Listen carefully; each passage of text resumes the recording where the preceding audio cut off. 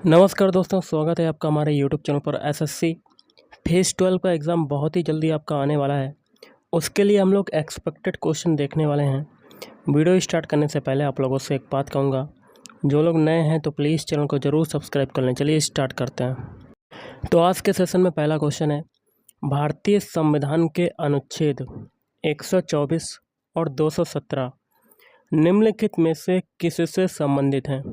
इस क्वेश्चन का right answer हो जाएगा ऑप्शन 2, न्यायाधीशों की नियुक्ति से संबंधित है।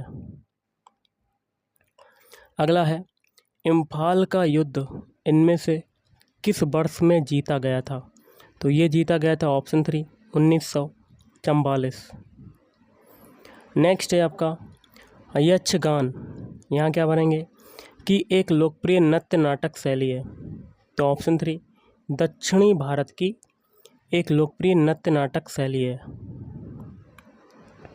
नेक्स्ट है, देवमाली पर्वत शिखर कहाँ पर स्थित है? तो ये स्थित है ऑप्शन 1, उड़ीसा में स्थित है। अगला है, डाल खाई नृत्य किस राज्य से संबंधित है? तो उड़ीसा राज्य से संबंधित है। अगला देख लेते हैं क्वेश्चन क्या कहता है। तो निम्न में से कौन द टर्बुलेंट ईयर्स 1980 से लेकर 1996, द टर्बुलेंट ईयर्स 1980 से 1996 के लेखक कौन है? तो ऑप्शन 2, प्रणब मुखर्जी। अगला है, गांधी जी द्वारा आरंभ की गई दांडी यात्रा के समय भारत का वायसराय कौन था? तो option 3, Lord Irwin.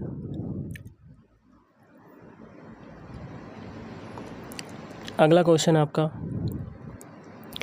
The three Khans and the emergence of new India नामक पुस्तक के लेखक अथवा लेखिका कौन है?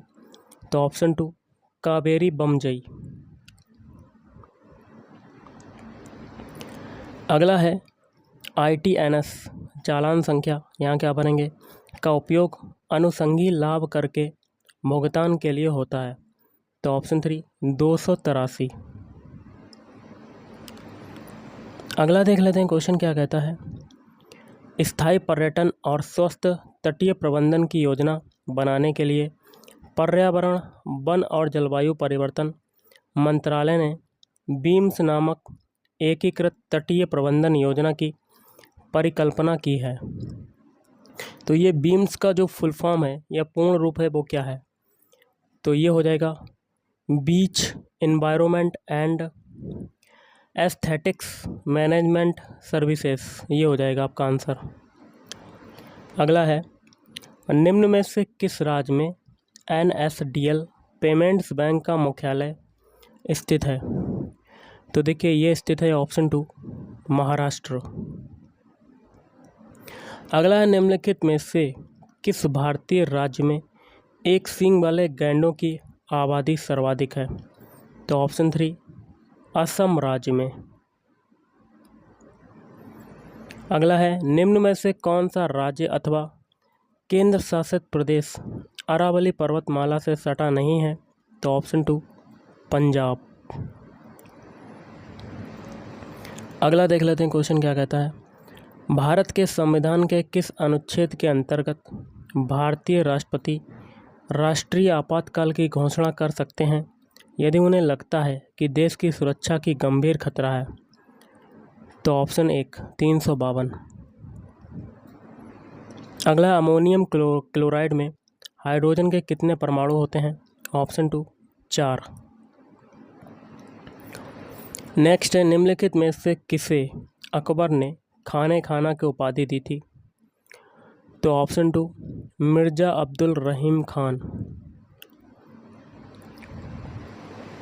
अगला देख लेते हैं क्वेश्चन, यहाँ देखिए क्या भरेंगे, एक ब्राह्मण को दी गई भूमि थी जिससे सामान्यतः राजा को भू राजस्व और अन्य देय राशियों का भुगतान करने से छूट दी जाती थी और जिसे अक्सर स्थानीय लोगों से इस बकाया राशियों को एकत्र करने का अधिकार दिया जाता था।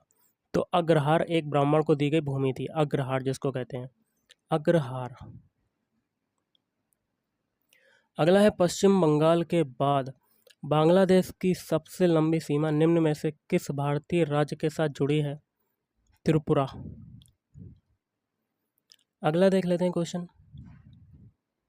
क्वेश्चन है लाल सलाम ए नोबेल इनमें से किस केंद्रीय मंत्री द्वारा लिखा गया है, जिसमें एक ऐसे युवा अधिकारी की कहानी है जो एक ऐसी व्यवस्था के खिलाफ चुनौतियों का सामना करता है जो गुपचुप राजनीति और भ्रष्टाचार में डूबी हुई है? तो स्मृति जुबिन ईरानी।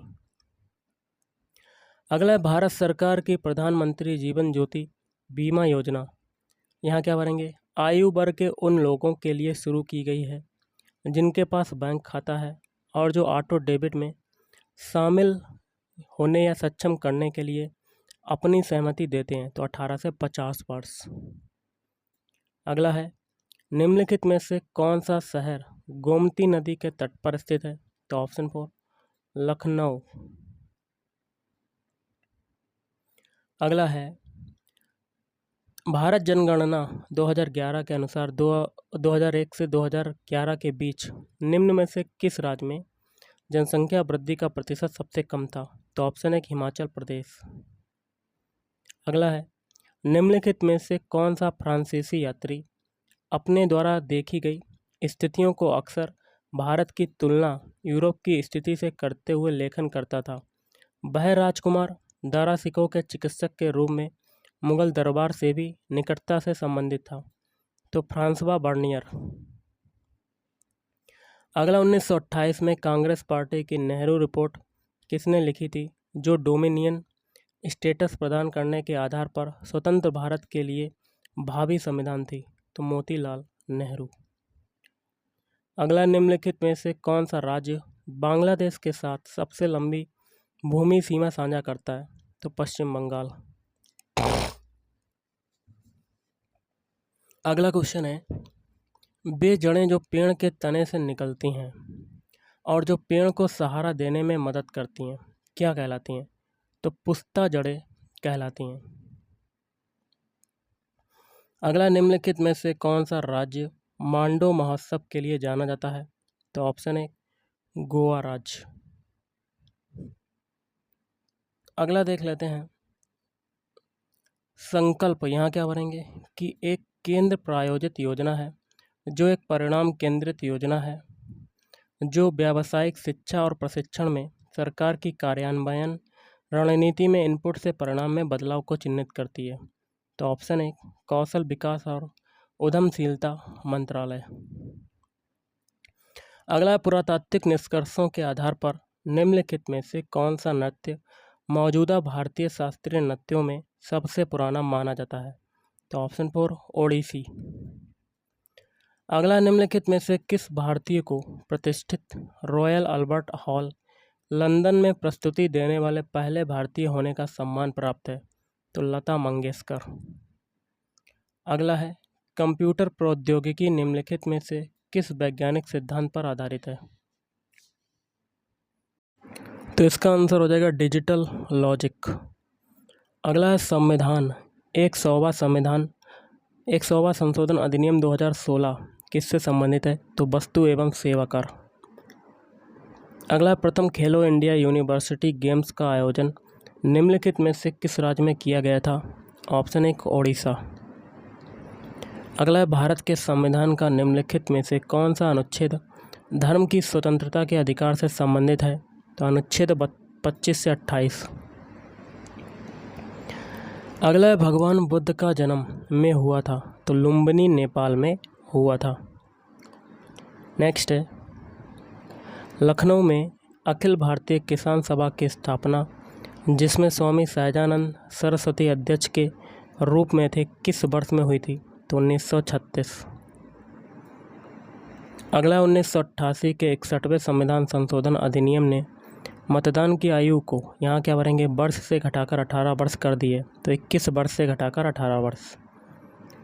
अगला है कांच महल निम्नलिखित में से किस जिले में स्थित है?